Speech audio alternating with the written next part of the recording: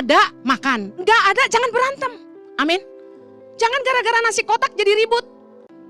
Orang-orang yang sudah berlebih harusnya mau berbagi. Harusnya kita bukan mikir lagi untuk diri sendiri. Kita yang udah lebih-lebih mesti mikirin orang lain. Jangan selalu ngambil buat diri sendiri. Jangan punya mental pengemis apa-apa mau gratis. Kita jangan sampai makan roti orang dengan percuma. Shalom, shalom. Saya akan khotbah siang hari ini tentang mental pengemis. Galak banget judulnya ya. Baru judulnya aja udah gawat ya. 2 Tesalonika 3. Kita baca sama-sama. Tahukah Anda bahwa Anda adalah anak-anak raja? Katakan, saya bukan pengemis. Saya anak raja. 2 Tesalonika 3 ayat yang ke-6 kita baca sama-sama. 3, 2, 1. Tetapi kami berpesan kepadamu saudara-saudara dalam nama Tuhan Yesus Kristus, supaya kamu menjauhkan diri dari setiap saudara yang tidak melakukan pekerjaannya dan yang tidak menurut ajaran yang telah kamu terima dari kami. Ayat 7. Sebab kamu sendiri tahu bagaimana kamu harus mengikuti teladan kami, karena kami tidak lalai bekerja di antara kamu. Ayat 8. Dan tidak makan roti orang dengan percuma, tetapi kami berusaha dan berjeripaya siang malam, supaya jangan menjadi beban bagi siapapun di antara kamu. Ayat 9. Bukan karena kami tidak berhak untuk itu, melainkan karena kami mau menjadikan diri kami teladan bagi kamu, supaya kamu ikuti. Ayat 10. Sebab juga waktu kami berada di antara kamu, kami memberi peringatan ini kepada kamu. Jika seorang tidak mau bekerja, janganlah ia makan. Ayat 11. Kami katakan ini karena kami dengar bahwa ada orang yang tidak tertib hidupnya dan tidak bekerja, melainkan sibuk dengan hal-hal yang tidak berguna. Terakhir ayat 12. Orang-orang yang demikian kami peringati dan nasihati dalam Tuhan Yesus Kristus, supaya mereka tetap tenang melakukan pekerjaannya, dan dengan demikian makan makanannya sendiri. Katakan, makan makanannya sendiri. Orang yang bermental pengemis selalu maunya gratis. Waktu saya makan di salah satu restoran di bawah, pesanan makanan yang datang itu berbeda dengan yang saya pesan. Bahkan saya dicas lebih mahal. Lalu saya bilang sama pegawainya, maaf, tadi kayaknya ini bukan yang saya pesan. Dan sekarang saya dicas harga yang seharusnya saya pesan. Jadi udah yang datang tuh lebih murah, tapi saya dicas yang saya pesan, which is lebih mahal. Nah, karena malu, pegawai restoran itu bilang gini, ya udah Bu, nggak apa-apa, nggak usah bayar aja. Kalau Anda di sepatu saya, respon Anda apa? Wah, asik makan gratis. Hari gini makan di mall nggak bayar, kapan lagi? Berkat Tuhan, gitu ya. Saya langsung bilang gini sama orang itu, saya akan tetap bayar, tapi perbaiki tagihannya. Saya akan bayar yang saya makan. Prinsip hidup saya tidak mau jadi batu sandungan buat orang. Saya tidak mau merugikan orang. Jangan sampai karena saya makan gratis, dia yang dipotong gaji. Orang yang bermental pengemis, sukanya gratis. Biarpun kaya, saya ketemu. Kalau orang tuh punya mental pengemis, gak peduli dia kaya atau miskin, paling suka yang gratis. Satu kali saya dapat cerita dari salah satu pegawai orang kaya. Kayaknya meleleh, katakan meleleh. Jadi saya emphasize ini supaya Anda tahu dia nih sangat berlebih. Tiap kali dia ulang tahun, ini si Nyonya ya. Nyonya, dengar. Tiap kali dia ulang tahun, dia todong pegawai-pegawainya untuk kasih dia hadiah. Dan luar biasa, agak memaksa. Dia akan potong gaji pegawainya bulan itu dan dikumpulin untuk beli yang dia mau. Dan minta ampun, orang kaya seleranya tinggi selangit. Gak mungkin kado yang diminta murah, betul gak? Anda pusing gak kasih kado sama orang kaya? Nah, firman Tuhan bilang ngasih hadiah buat orang kaya itu sia-sia. Jadi kalau orang kaya ulang tahun, udah kirim bunga aja. Kan bunga bank kita juga gak bisa. Saya kaget waktu dengar, ini beneran kejadiannya. Dia sampai motong gaji pegawainya yang gak seberapa. Untuk dijadiin satu, dikolek, beliin dia kado. Kebangetan, kayak orang susah. Boleh kaya tapi mentalnya kayak orang susah. Orang susah aja gak gitu-gitu amat. Ada orang-orang yang udah kaya, tapi kalau pelayanan di gereja tetap minta fasilitas. Saya kasih contoh, Ici nyiapin makan siang untuk volunteer yang melayani dan juga staff full time, anak-anak asrama yang melayani, itu 5 kali ibadah. Pagi, siang, malam, sore, kita siapin semua 5 kali ibadah. Lumayan ya, biarpun nasi box, bener gak? Satu kali saya dengar, ada yang gak dapet, marah-marah. Nah, kenapa bisa gak cukup? Padahal kami sudah hitung dong yang melayani berapa. Karena yang bawa anak ikut ngambil lebih buat anaknya. Gak mau rugi. Kan gue melayani. Jadi gue kudu dapat, anak gue kudu dapat. Satu mama ngambil 4 buat suaminya, buat anak 2. Ya jelas pengerja yang lain gak dapat. Jadi saya heran, kenapa bisa gak cukup? Bukannya kita udah pesen. Dan alamak, katakan alamak. Yang marah nih orang kaya. Kenapa gue gak dapet? Yang ngambil 4, which is ngambil lebih juga orang kaya. Haleluya. Harusnya orang kaya tuh kalau ke gereja pelayanan bawa nasi banyak bagi-bagi. Ada amin?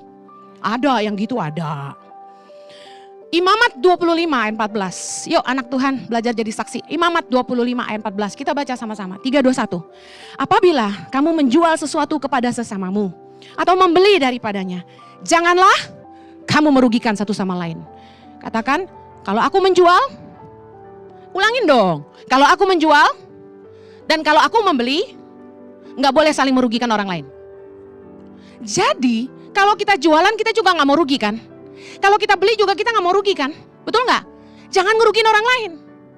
Firman Tuhan berkata, apabila kamu menjual sesuatu kepada sesamamu atau kamu membeli daripadanya, janganlah kamu merugikan satu sama lain. Nggak ada orang dagang yang nggak mau cuan. Ada amin? Nggak ada pembeli yang mau dirugikan. Katakan amin.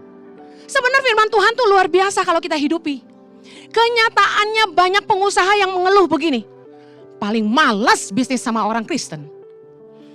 Saya sebel ya sebenarnya sama orang-orang yang suka mengeneralisasi sebutan itu. Kan gak semua orang kayak begitu ya.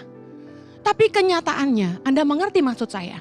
Banyak orang yang kecewa kalau bisnis sama orang Kristen. Bahkan baru kemarin teman saya pengusaha bilang, sorry ya saya paling gak mau terima karyawan orang Kristen. Kenapa? Karena kalau teman yang buka usaha, judulnya teman, pasti minta dikasih diskon terus. Dipres sampai rugi. Lu jangan cuanin gua lah, kita kan pengyau. Temen jangan makan temen dong. Kita tekan teman. Ya kan? Makanya teman kita gak demen. Kita minta diskon kalau bisa gratiso. Kalau ngundang hamba Tuhan makan di restoran dia, serba salah. Disuruh bayar gak enak, dikasih gratis entar nagih. Satu kali saya pelayanan di Bandung, ada satu restoran. Saya diajak makan setelah pelayanan sama pengerja di persekutuan ini. Di restoran itu, dipampang kuali-kuali, di tembok banyak banget kuali kecil-kecil, teflon-teflon gitu. Ada tanda tangan berbagai hamba Tuhan, keren. Segala macam hamba Tuhan papan atas ya, saya nggak bisa sebut ya. Saya bilang, hebat sekali ini restoran yang makan di sini pendeta-pendeta top. Terus dia bilang, oh iya bu, soalnya di sini tuh kalau hamba Tuhan yang makan gratis. Hah? Saya kaget. Yang punya restoran anak Tuhan, cinta Tuhan sungguh-sungguh dan punya komitmen kalau hamba Tuhan pendeta makan di situ nggak boleh bayar. Jadi saya diajak ke restoran itu karena saya gratis katanya. Kurang ajar nih persekutuan, gak modal. Nah yang bikin saya jengkel adalah ternyata itu restoran bukan sembarangan restoran. Anda bisa membedakan restoran yang orangnya serius banget ngejalin restoran adalah mereka benar-benar chef yang bagus. Presentasinya dan rasanya luar biasa, berkualitas. Mahal pasti, betul gak? Mulai dari entree sampai dessert. Saya lihat masakannya aja kayak aneh-aneh bentuknya yang saya seumur-umur gak pernah makan. Rada gemes dikit, ini kedikitan. Kalau yang presentasinya lucu-lucu kan biasanya cuma 2 suap tuh. Ini gua kalau biasa makan cepet, ya namanya orang kerja, makannya kan cepet. Disuruh nunggu. Udah gitu kalau datang, saya bilang seupil-seupil. Nanggung, lapar gua tuh. Mesti nunggu. Nahan. Datang 2 sendok habis, nunggu lagi. Jengkel. Kalau bisa kalau kita makan besok-besok jangan begini ya. Ya Jo, jangan fine dining sayang. Warteg aja. Jadi yang saya jengkel, yang ngundang saya makan di situ kan pengerja persekutuan ini. Dia bilang gini, Bu, Kami yang makan sama ibu juga gak bayar. Hah? Gue bengong. Lah jadi gue dijadiin kambing hitam. Karena gue hamba Tuhan gratis, lu orang ikutan. Dan gak kira-kira dia teh bawa sekeluarga. Bu, iya tah kakak ipar saya, iya tah keponakan saya, iya tah koko saya, iya tah adik saya, iya tah mama saya katanya. Satu meja teh 10 orang. Langsung bandung-bandungan ya. Saya langsung naik pitam turun urapan. Jengkel saya. Anda merasa dimanfaatkan kalau jadi saya? Judulnya kalau pendeta gratis. Tapi karena nemenin pendeta ikut gratis.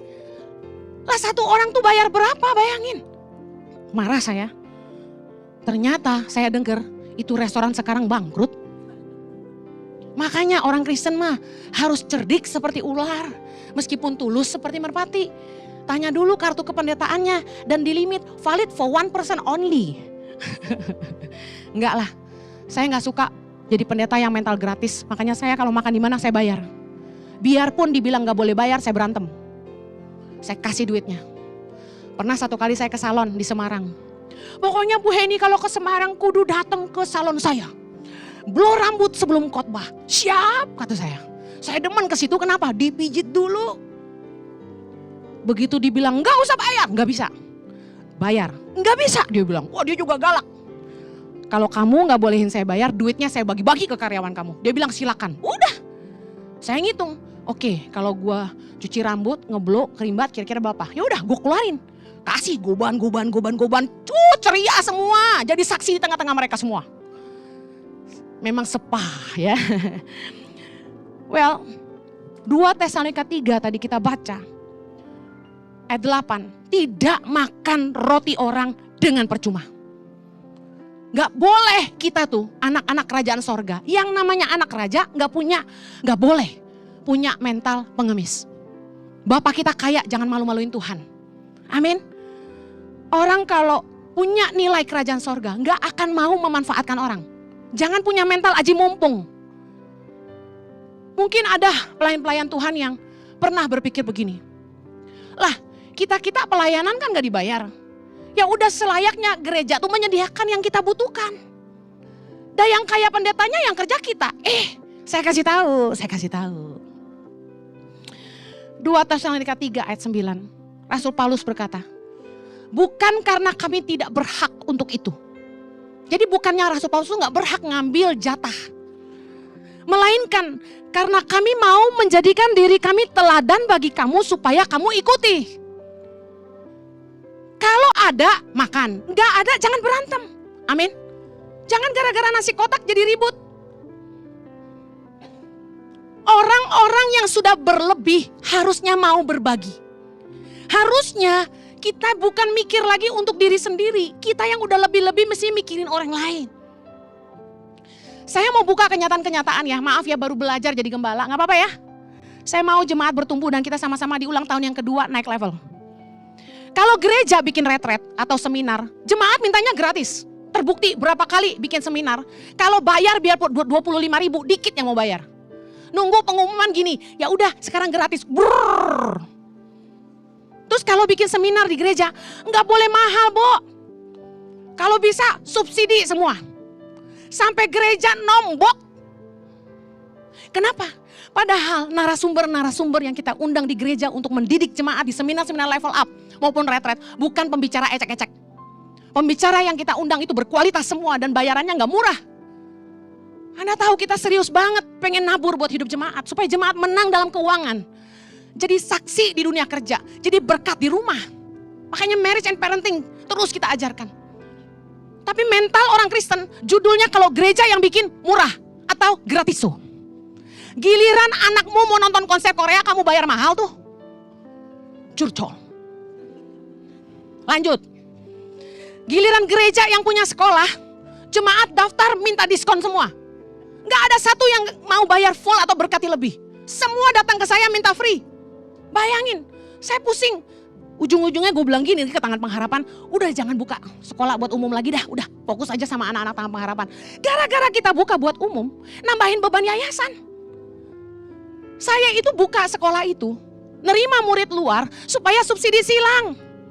Lah anak-anak pedalaman sekolah di Jakarta dari SMP sampai kuliah free. 100%. 100,000%. Lah anak-anak dari luar boleh masuk dengan bayaran uang sekolah murah. Mulai dari 350.000, murah nggak? Murah banget. Akreditasi A sekolah kita. Tapi pada minta diskon, nggak mau bayar uang pembangunan. Minta free. Makan siang disiapin loh di sekolah. Emak-emak nggak usah bikin bekal. Apa nggak save time tuh? Apa nggak save money? Kita yang urusin dari pagi sampai sore. Anak bisa ditinggal sampai sore, sampai orang tua kelar kerja. Main-main, tidur-tidur di asrama. Bayangin. Makan siang dikasih. Ada buah dikasih. Gitu minta free. Ini mental orang Kristen. Harus dihajar. Giliran sekolah di luar bayar mahal gak apa-apa. Giliran sekolah internasional yang belasan juta sanggup. Giliran sama gereja gratis dong. Kalau Anda anak staff gak usah bayar. Tapi kalau jemaat, seberapa sih yang Anda mampu? Kasarnya gitu, saya sampai gitu. Gak mau bayar. Seberapa sih yang mau bayar? 350.000 gak mampu. Makan siang sebulan 500.000 gak mampu. Ya udah masak sendiri di rumah, tiap pagi bangun jam 4 loh. Putus asa saya ingat mental-mental orang Kristen yang mau gratiso. Bilang kanan kirimu, jangan gratiso kamu. Saya bilang, kita ketika bikin seminar-seminar, workshop-workshop yang berkualitas di ICI, kita undang pembicara-pembicara, trainer-trainer yang berkualitas. Harapan saya apa? Jemaat tambah pengetahuan. Jemaat semakin dewasa, jemaat semakin tajam, berprestasi dalam kerja, cerdas dalam keuangan, merdeka dalam masalah rumah tangga. Harusnya Anda lihat ini sebagai sebuah value gereja kita. Kita itu mau adding value ke jemaat. Kita nggak sungkan-sungkan nabur. Satu kali ada jemaat online ICI, tinggal di Jogja. Dia seorang motivator, trainer, Shopee dan lain-lain. Jadi tidak hanya brand Shopee, e-commerce. Dia itu di luaran. Gak apa-apa ya Pak, gue buka di sini. Biar orang Kristen tuh mentalnya berubah. Untuk ikut seminar dia, satu orang tuh 2,5 juta. Terus tiba-tiba kita panggil ke sini. Karena dia baik hati, dia mau. Kan sungkan sama Bu Heni. Ngajar jemaat ICI ya, supaya cerdas e-commerce. Supaya toko yang sepi-sepi pada rame. Di platform Tokopedia, Shopee dan lain-lain. Siap. Datanglah dia dari Jogja, kita siapin hotel, bayarin tiket, ya kan? Kok duit banyak tuh kita tuh. Tahu nggak tiket yang kita jual berapa? 25.000. Pada bayar gak? Sebagian. 1/4 yang bayar. Sisanya gratiso. Saya berdoa, habis ini yang mental-mental gratiso, bertobat kamu. Dia datang, dia kaget. Dia merasa dikecilkan.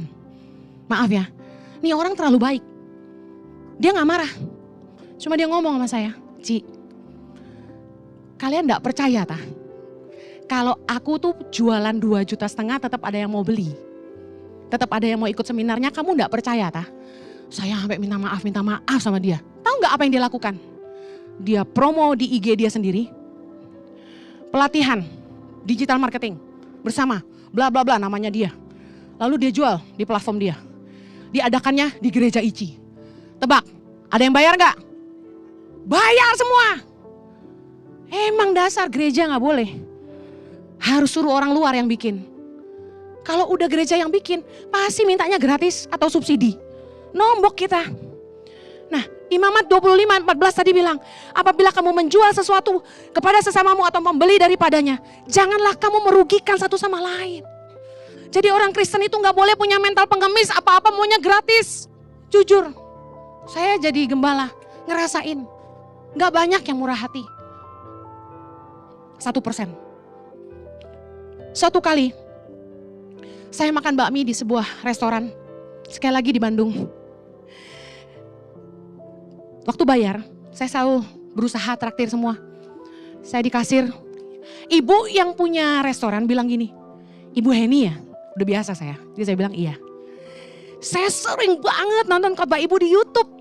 Saya sangat suka khotbah ibu. Saya bilang, oh ya terima kasih. Berapa?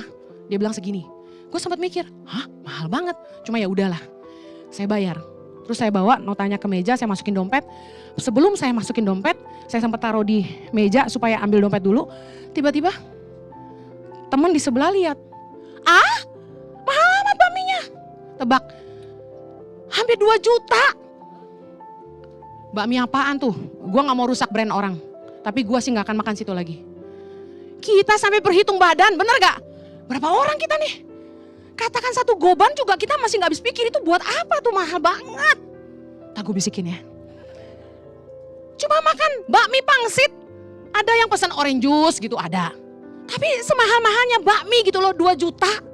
Saya sampai, ini bukan 50 orang yang makan, cuma belasan. Well, membuktikan apa? Pendeta pun dibisnisin. Bukannya diberkatin. Katanya diberkati sama khotbah saya di YouTube. Kalau gue jadi dia, udah gak usah bayar aja. Tapi gue bukan pendeta muka gratisan. Saya mau jadi berkat. Tapi juga jangan keterlaluan. Pendeta sering diomongin makan duit jemaat. Saya mau tanya, emang Anda berasa sebagai gembala kita gak boleh hidup dari uang jemaat? Kita kan ngambil sewajarnya misalnya untuk kita hidup sebagai haknya gembala. Bukan ngerampok duit gereja. Segitu aja jemaat itu segitunya sama saya. Sampai ada yang ngomong, biarin aja tuh Bu Heni bawa grup ke Israel sama Turki. Kan dia juga butuh duit buat nyekolahin anaknya. Saya denger itu, saya merenung, sedih banget. Tahu nggak? Berarti Anda nggak mau saya dihidupin gereja, mending saya kerja supaya bisa nyekolahin anak saya. 2021 saya komitmen berhenti terima undangan khotbah di luar. Saya khotbah cuma buat Ici. Anda tahu income saya setiap bulan berapa sebelumnya dan lalu saya harus kehilangan itu semua. Dan jemaat kayak berasa rugi kalau saya hidup dari khotbah gitu. Saya sedih. Harusnya Anda bilang gini, Ci, kenapa sih Ko Jojo sama Cici capek-capek bawa grup ke Israel? Kalau memang cuma butuh duit buat nyekolahin anak, sinilah saya bantu. Harusnya gitu attitude-nya. Malah ini kayak yang daripada dia ngambil duit gereja, biarin aja dia ke Israel katanya. Sedih saya dengar itu. Kenapa ya? Kita kan kerja. Kita bukan orang yang gak kerja. Untuk siapin khotbah tuh gak mudah. Gembalain jemaat tuh gak gampang.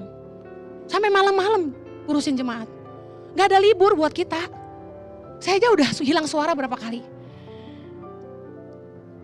1 Korintus 9 ayat 3. Rasul Paulus ngalami seperti kami. Inilah pembelaanku terhadap mereka yang mengkritik aku. Tidakkah kami mempunyai hak untuk makan dan minum?